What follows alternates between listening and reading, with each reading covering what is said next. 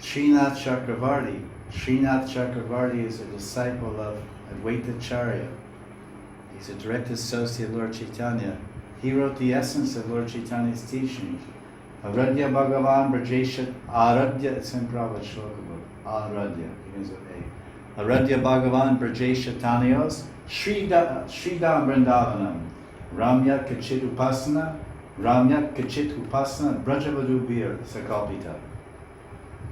He's saying Ramya, what kind of upasana? Upasana means the method of worship, the sadhana.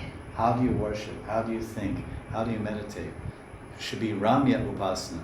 Ramya means like the delightful gopis. Brajavaru. Ramya Upasana. Ramya means Raman, means Madhuri Upasana, means Paraki Upasana, means worshipping Krishna in the mood of a lover, worshipping Krishna in the mood of a gopi, Sakhi Manjari, like Radharani, like Lalita Vishaka, like Tulsi Manjari, Rupa Manjari. Ramya Upasana. Brajavadu. Ramya, who are the exponents and personifications of Ramya Upasana? Who are the exponents and exemplars of Ramya Upasana? The method of worshiping Krishna.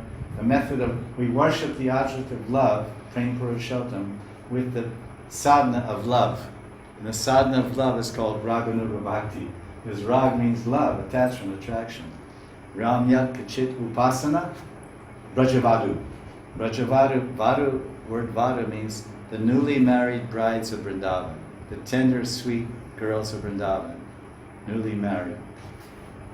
And where does this idea come from? Srimad Bhagavatam, Pramanam Amalam Puranam. Prema Pumartha Mahan, Sri Chaitanya Mahaprabhu Matam, Idam Matam Natatra Adara. There's no other way. This is the mati, this is the idea, the concept, this is the concept, the idea, the principle, the philosophy, and the teachings of Sri Chaitanya Mahaprabhu. And all Gaudiya Vaishnavas, actually when we receive in our particular lineage, our lineage of the Advaita Parivar, when we receive our Diksha Patra, it's written on, this verse is written on the top in Bengali.